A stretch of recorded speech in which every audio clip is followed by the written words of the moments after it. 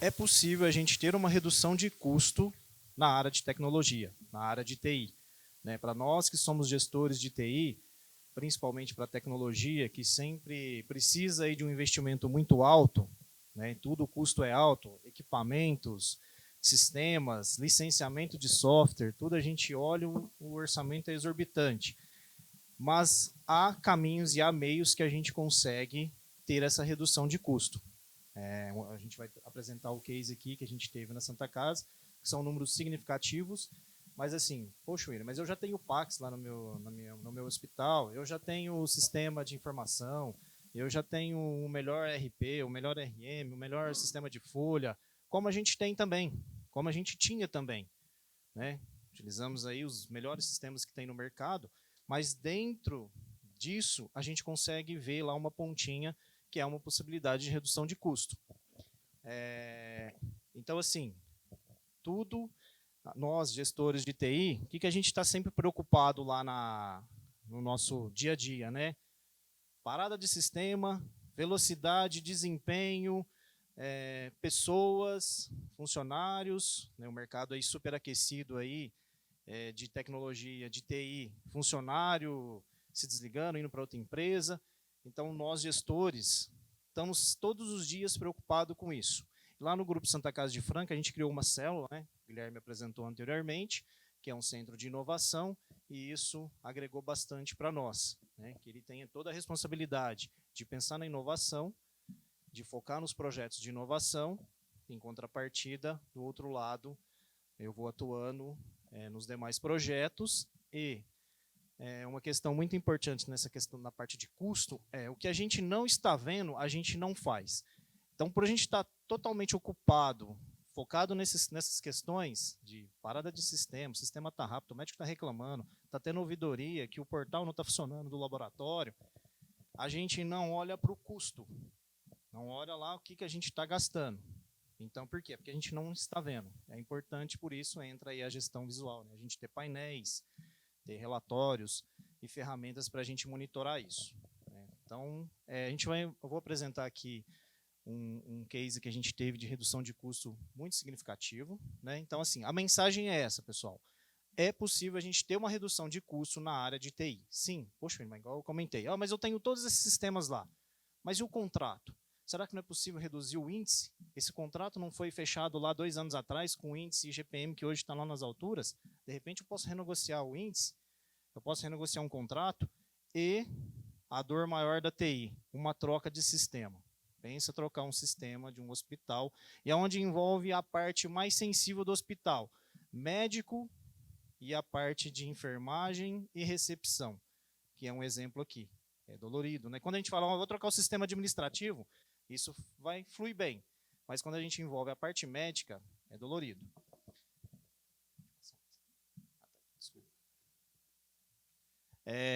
Só um pouquinho do histórico da Santa Casa, né? O Guilherme já explanou aqui anteriormente, nossa volumetria. E aí a gente tinha um desafio, né? Pensando no custo, né? O meu custo está alto de TI, onde eu consigo reduzir? E processo. A gente tinha um grande problema de processo na questão dos CDIs. Né? A gente tem 2 unidades de CDIs hoje. Entrega de exames, reclamação de paciente, reclamação de médico que no consultório não conseguia acessar. Então, vinha reclamações de todos os pontos. Então, a gente pegou processo com falha e aliou ao custo. Poxa, mas eu tenho uma excelente ferramenta, que é o que a gente tinha, e ela não está me entregando o que eu preciso. Então, nós precisamos tomar uma medida. Vamos avaliar o que a gente está gastando, o que a gente pode melhorar para tomar uma ação. E aí a gente chegou a uma conclusão que o sistema deveria ser trocado. E aí entra aquele trauma, né? Vou trocar sistema e todas as preocupações que a gente tinha, né? O custo de documentação, segurança, para quem ainda não enfrentou aí um ransomware, é traumático. A gestão de fluxo de trabalho das equipes, técnicos, recepção, entrega de resultado, né, filas de pacientes para buscar, né, a gente tem uma volumetria lá de atendimento lá de mais de 700 mil habitantes, esse fluxo de entrega de laudos que é dificultoso. O legado, porque a gente já tinha o Pax aí desde 2018, 16, desde 2016, desculpa, a gente já tinha um Pax, e a gente teve, inclusive, 3 trocas de Pax, né? A gente começou lá no open source, foi para uma outra ferramenta, e hoje estamos com a Animate. E o interfaceamento, né, do laudo integrado com imagem. E aí, o que aconteceu durante esse processo? E aí a gente foi para o mercado, né? Fui fazer uma pesquisa de mercado, de aplicações, de sistemas, e nós de TI, não adianta a gente mostrar para a diretoria, ó, nós queremos trocar o sistema. Ah, qual sistema? Eles não entendem de sistema, eles não sabem disso, eles não entendem. E a gente não pode também fazer nada no escuro. Então, por isso que eu acho importante a gente trazer para vocês aqui uma experiência, porque é o que a gente de TI faz, né? Não adianta eu perguntar lá só para o vendedor, oh, ele faz isso? Faz. Ele faz isso? Faz. Mas a gente sempre busca os parceiros, os colegas, os outros hospitais, para ter as referências de usuários, de médicos. Então eu fiz a pesquisa de mercado, e aí a gente encontrou o parceiro Animate, que trouxe aí uma ferramenta e resolveu os meus problemas principais: custo e processo. A gente ajustou aí 2 coisas, como diz o ditado, né? Conseguimos acertar essa questão de uma forma assim muito tranquila. O processo de troca de sistema, migração, foi muito suave, muito adaptável aos médicos, aos todos os colaboradores. O que a gente ganhou com isso? A gente teve uma redução em número de impressões de filmes e gravações de CD, né? O CD, hoje nem tem mais equipamento que vem de CD, né? Que tinha que gravar lá para o médico ver lá no teu consultório. A gente economizou em 8 meses, tivemos uma redução de 65% dos custos. Puxa, William, mas por que uma redução tão agressiva assim? Para nós, filantropia, esse número é gigantesco. 65% de redução de custo. Por quê? Tiramos lá toda a parte de filme, de gravação de CD, sistema e a entrega online. Conseguimos a redução de demanda de gestão de armazenamento de documento, ou seja, não temos mais documento impresso para ser guardado, logística na entrega, né, que a gente fazia as caixinhas lá e os grandes envelopes, então isso gerou uma redução de custo também significativa. O aumento na capacidade de exame, porque agilizou para o médico fazer toda a parte de laudo. Isso agilizou o processo de mais exames, a entrega de resultados de exames mais rápido, aumentando aí 17%. O aumento da qualidade e padronização, a entrega do resultado online, né, que eu comentei, segurança das informações, como eu disse, né, quem não enfrentou ainda um ataque de ransomware, que é comum hoje, isso melhorou demais para nós, né, que a gente passou por um problema desse. O interfaceamento com outros equipamentos, ou seja, possibilitou que eu integrasse outros equipamentos que eu não tinha no Pax até o momento. Então eu trouxe os ultrassons, que eu não tinha antes, né? A gente tem um sistema ali que faz a integração, né, por conta da conversão da linguagem DICOM. O laudo online por voz, né, isso o Danilo depois vai exemplificar aí um pouquinho melhor. Isso para o médico dar o diagnóstico, ele vê a imagem e fazer o laudo ao mesmo tempo na mesma tela, isso para o médico é um ganho extraordinário. O compartilhamento seguro das imagens, né, como explanou o Daniel na palestra anterior, na LGPD. A gente, além daquela estrutura toda, a gente é um hospital-escola e temos muitos residentes e internatos dentro do nosso hospital. Então, a maioria das vezes, quem está ali é um residente ou um internato fazendo o atendimento, ou laudo. E ele precisa tirar uma dúvida com o seu tutor, com o seu instrutor. Como que era antes isso? Foto do celular na tela do computador, né? Todo mundo enfrentou isso. O que está compartilhando ali? LGPD, né? Como o Daniel acabou de exemplificar também. Vai a informação do paciente, dados pessoais, etc. Com o novo sistema, ele tem uma ferramenta que já, na própria tela, ele tira esses dados sensíveis e chega numa forma de compartilhamento lá seguro. Hoje, principalmente, com essa questão aí dos roubos de celulares, aí, clones, etc. Conseguimos aí fazer a informatização das salas cirúrgicas, né, ou seja, toda a cirurgia, nós temos as telas na sala de cirurgia, onde o médico consegue ver os exames de imagem não mais tendo que ter filmes. E a integração com terceiros para laudos, né, a teleradiologia, também está lá integrada, né, no assunto aí que o Daniel trouxe antes da Interop. Agora te passo a vez, Danilo. Obrigado, William.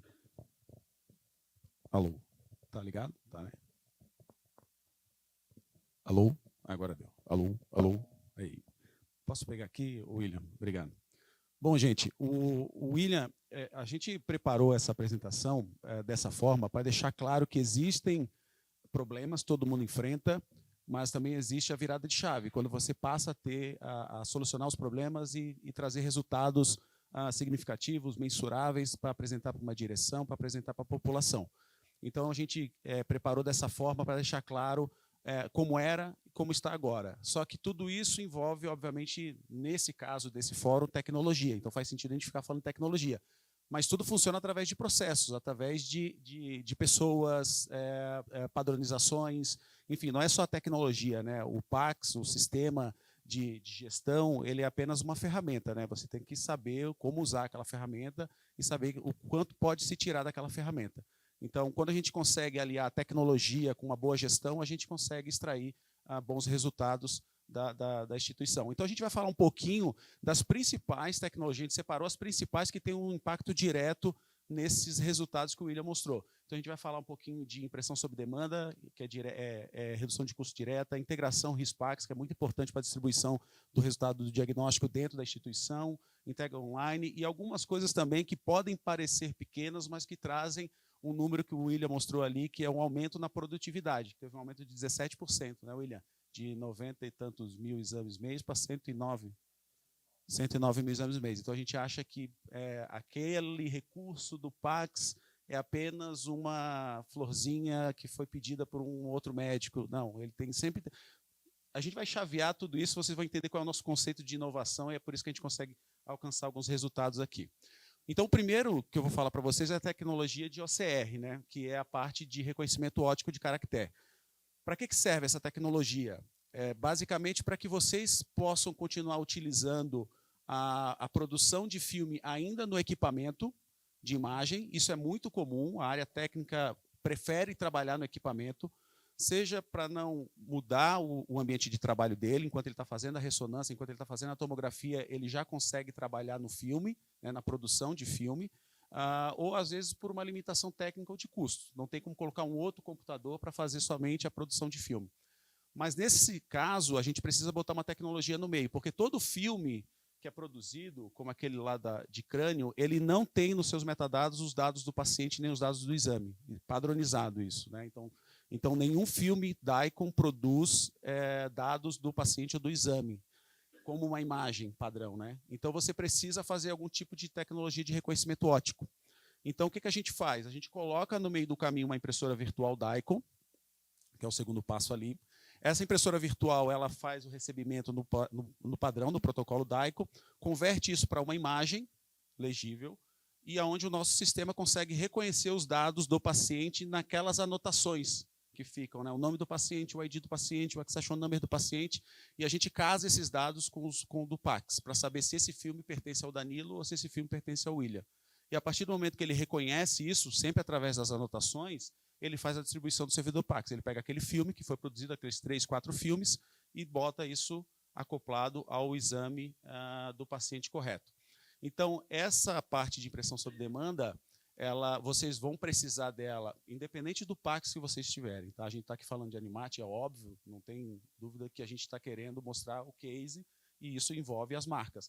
Mas qualquer sistema que vocês não tenham como produzir o filme no visualizador de imagem, vocês vão ter que ter uma tecnologia de OCR se quiserem reter o filme para fazer a impressão sob demanda. Tá? Então, é bem importante essa tecnologia de impressão sob demanda, e ela que tem o grande impacto em qualquer cenário, não somente nos clientes Animate, né, que você tem uma segunda opção. Que a segunda opção seria fazer diretamente no visualizador DICOM. Se o visualizador DICOM de vocês, das instituições, enfim, dos sistemas que vocês possuem, possui a criação de filme diretamente no visualizador, vocês não precisam mais do OCR. Porque a partir do momento que você está no visualizador, você sabe que é o paciente que você está fotografando. Logo, você tem as informações do qual você não tem naquele padrão que eu mostrei no slide anterior.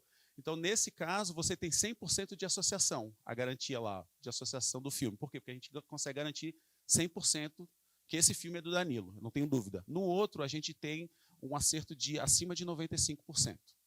Por quê? Porque existem alguns tipos de exame que, por exemplo, volumétricos, né, 3D, que o equipamento não coloca o ID do paciente ou não coloca o accession number. Aí não tem jeito. O técnico dentro do nosso sistema, ele tem que olhar a imagem no sistema e associar ele ao paciente correto. Então, esses 5% estão sempre dentro dessa margem de não reconhecimento do OCR. No caso de uma workstation, de um sistema de visualização de imagem que produza filme, você tem 100% de acerto. Tá? Só que aí entra naquela condição de poder ou não ter esse segundo computador na área de exames. Além disso, você tem padronizações de exame por modalidade, né, nesse caso. Então, você consegue já criar o filme de forma muito mais rápida. Quando é mamografia, já joga as 4 incidências. Se é um raio-x, já joga as 2 incidências. Se é a tomografia, você quer um filme 3x4, um 5x4 e um outro com os melhores momentos. Você consegue criar padrões que aumentam a velocidade da criação de filme. Tá? Além, claro, de padronização para logomarca, por exemplo, em casos de filmes para impressão em papel. Tá? Quando o padrão tem que ser em Daikon, ele é monocromático, logo você precisa ter esse tipo de cuidado. E aí, tudo isso que a gente viu ali, o resultado final é uma tela de sistema como essa que te permite fazer a impressão de toda a documentação do paciente de forma centralizada. Centralizada, quando a gente fala impressão sob demanda, todo mundo associa quando o paciente chega na recepção. Isso tem que ser avaliado de instituição para instituição. Existem casos em que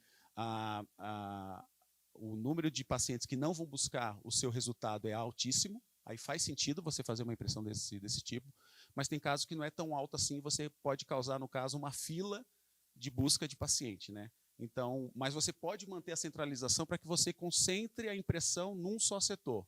Você evita aquele desperdício que parece bobo. Uma folhinha de laudo que não ficou boa, um filme que o técnico não gostou, ele bota do lado da impressora, aí quando o cara vai fazer a manutenção, ele está com um bolo de filme que ele não gostou. Então, desse jeito, não. Você coloca, o técnico manda, ele consegue acessar o sistema, consegue olhar e dizer, não, está ok, quando imprimir, está dentro do meu padrão. Tá? Então, mas o final é esse aqui. Então, tem clínicas e hospitais que trabalham com impressão sob demanda quando o paciente chega, outros quando ou é uma impressão antecipada, porém centralizada. Tá? Grande impacto na redução.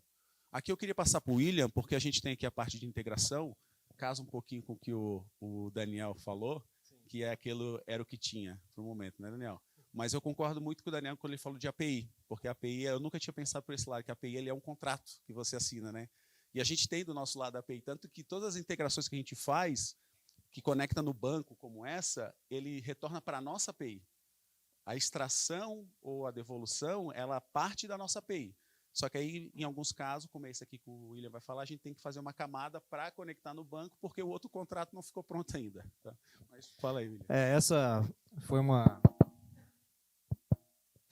uma grande preocupação no início do projeto, porque a gente sempre quer evitar multissistemas, né? A gente quer ter um único sistema, principalmente para o médico. Então a preocupação era, o médico vai ter que usar outro sistema, o médico vai ter que sair do sistema RIS e entrar em outro sistema para visualizar as imagens, para ter acesso a laudo, como que vai funcionar isso? Que era uma premissa lá do projeto. E foi muito bacana isso, junto à Animate, porque a gente conseguiu fazer toda a integração direto via banco. Então, não precisamos lá nem usar nenhuma tecnologia lá, né, os protocolos padrões hoje, HL7, API, né, tem a API própria interna que a Animate tem, mas da nossa parte, isso foi um facilitador muito grande. Por quê? Automaticamente agilizou todo o processo de implantação e migração, principalmente na parte de migração, que além da integração que a gente tinha que fazer, né, lembra que eu comentei lá o desafio, né, levar esse legado, como que o Animate vai entender esse legado que eu tinha lá de imagem Daikon do sistema Pax anterior. Então, o processo de integração que a gente fez diretamente via banco, né, nessa camada ali, com toda a segurança, como eu disse, isso foi uma grande premissa nossa inicialmente do projeto. Isso fluiu muito bem. A Animate conseguiu lá, junto com a Philips, né, não citando aí marcas, mas que é o RIS que a gente usa, a gente conseguiu lá fazer a integração de forma super tranquila, que funcionou assim, show de bola. Legal. E isso é importante porque a entrega do resultado final, né, que é aquilo que o médico precisa está dentro do consultório, está dentro dos PAs, está dentro ou seja, está dentro do HIS, que é o mais importante dentro de uma instituição hospitalar. Porém, com todo o suporte do PACS, né, no caso, com botões de acesso à imagem e tudo mais. Tá? Então, isso é bem legal, tem que colocar no radar sempre essa capacidade de integração do PACS com o RIS, e, nesse caso, agora, né, muito mais forte, as condições que esses contratos vão ser redigidos. Tá? Aqui a gente colocou alguma coisa na parte de função de laudo também, que é o que eu falei para vocês sobre agilidade, né, produção, eficiência operacional. E aí, dentro dos sistemas da Animate, a gente trabalha com a parte de templates de laudo, muito utilizado, principalmente sugerindo templates de laudo baseado no exame que está sendo feito. Nesse caso aqui, você pode ter templates de laudos institucionais ou templates de laudos pessoais, e aí você pode optar por uma padronização completa ou, de repente, uma flexibilidade, deixando com que o médico cadastre os seus templates também. É bastante usado esse modelo, mas o sistema ele já sugere para o usuário qual é o template de laudo para esse exame que está na tela. Né? É uma forma de você criar agilidade A gente não recomenda a colocação direta, existe configurações, mas isso pode levar a erros sutis, mas com consequências graves. Laudo com contraste quando não tinha contraste, laudo feminino quando era masculino. Então para não entrar muito nessas margens de erro, a gente prefere usar o modelo de sugestão, tá? Ou pelo menos a gente recomenda o modelo de sugestão. Outro item, acho que fundamental, principalmente quando possui digitadores, é o reconhecimento de voz. Isso aqui não tem, se possui digitador ainda, ok, mas o reconhecimento de voz ele traz uma redução de custo direta, que é a eliminação do processo de digitadores, podendo fazer realocações. A gente não fala em demissão, porque não é muitas vezes o digitador ele possui outras atribuições dentro da instituição, ele não é 100% digitador, então ele vai cuidar da documentação. A gente passa a chamar o setor de digitação como setor de documentação, porque tudo agora está voltado para a documentação do paciente. Mas é bem importante esse processo de reconhecimento de voz, porque ele reduz custo e diminui o tempo de laudo. Existe uma falsa sensação médica que, quando ele dá o laudo ditado, gravado, ele faz mais rápido.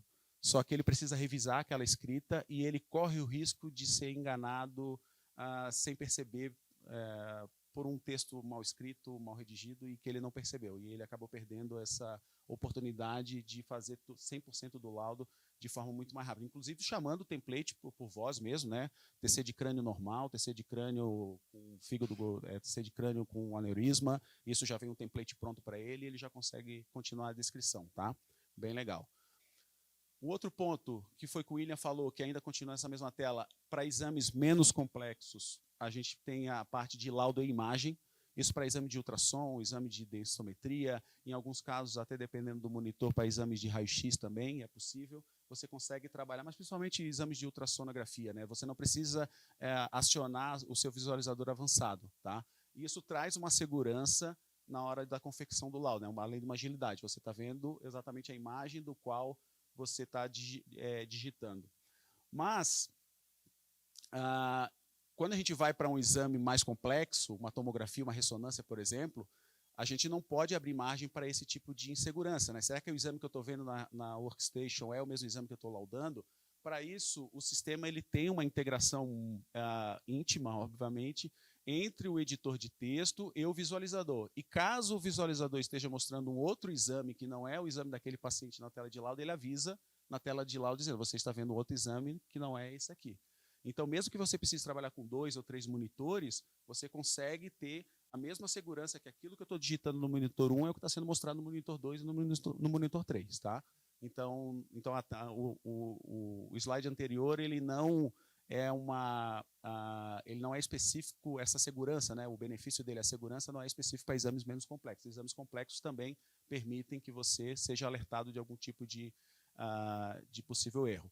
A gente colocou isso porque a gente entende que o visualizador de imagem ele também precisa fornecer alguns benefícios, não apenas visualizar a imagem, reconstruir, trabalhar diretamente na visualização, na análise de imagem, mas ele também tem que ser um fornecedor de informações e de recursos para o médico.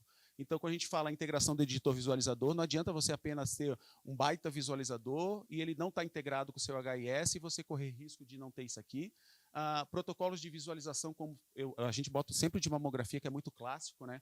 Que é a possibilidade de você sempre abrir o visualizador de acordo com o exame, com as imagens já dispostas na tela, como o médico gosta de ver, né? A mamografia clássica, porque ela é muito simples de explicar.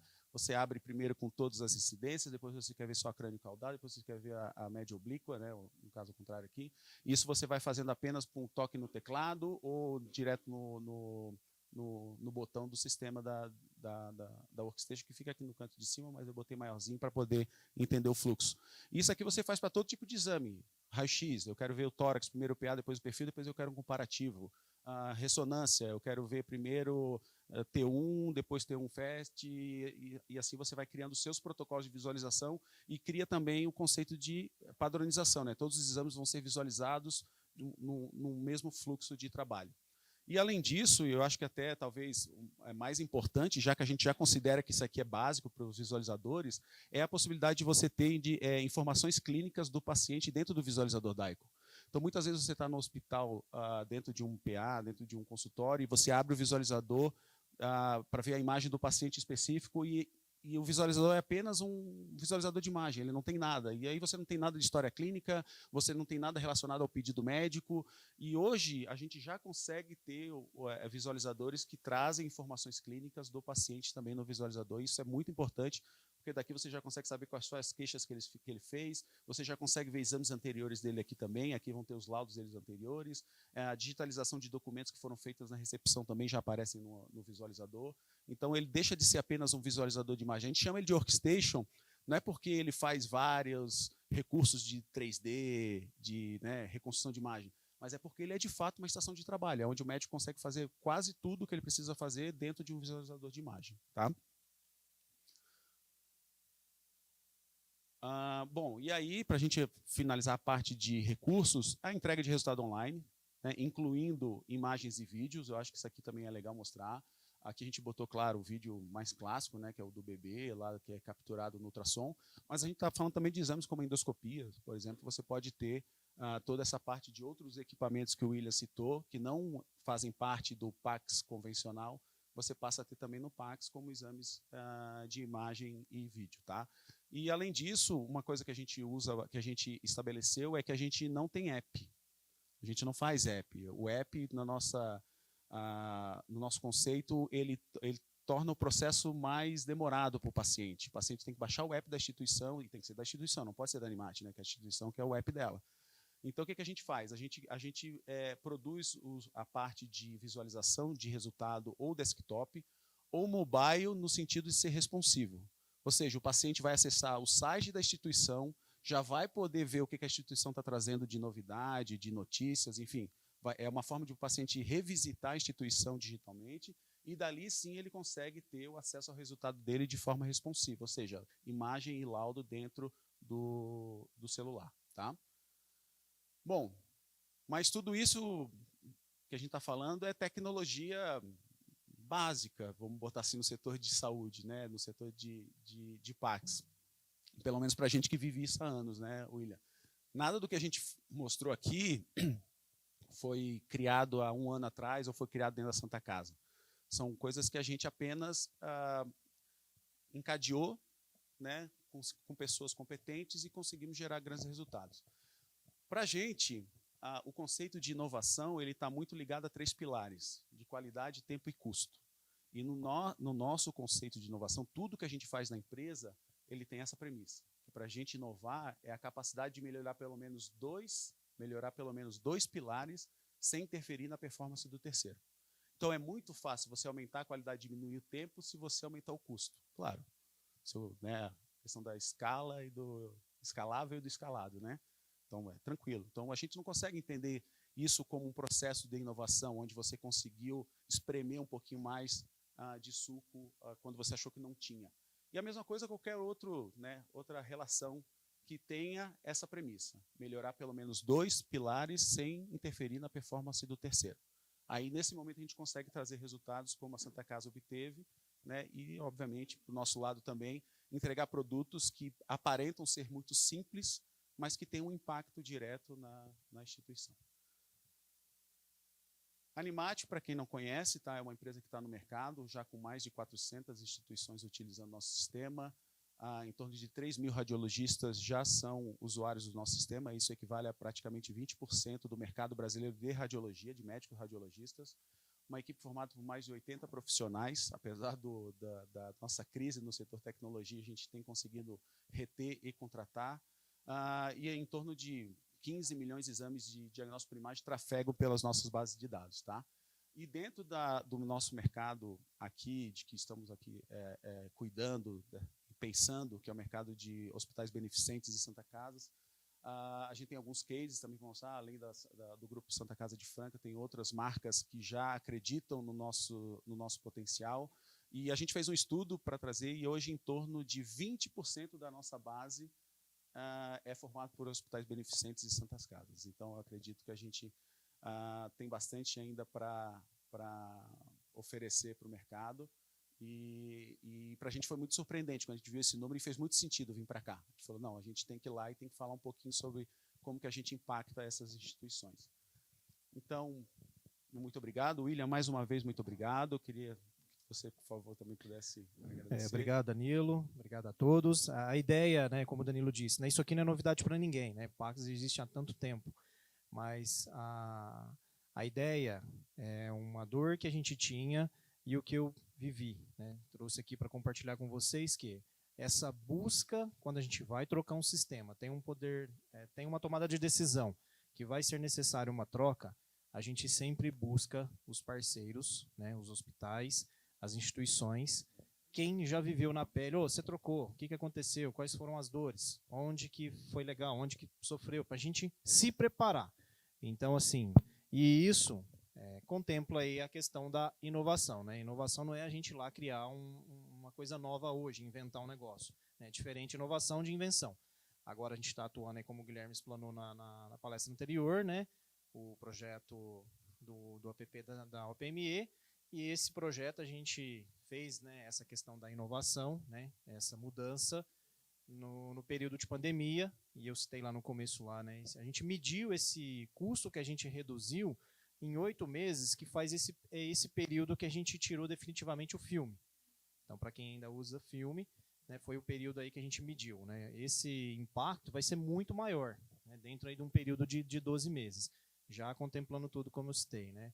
Papéis, backup, uma série de coisas aí que a gente conseguiu agregar aí nesse projeto. Obrigado.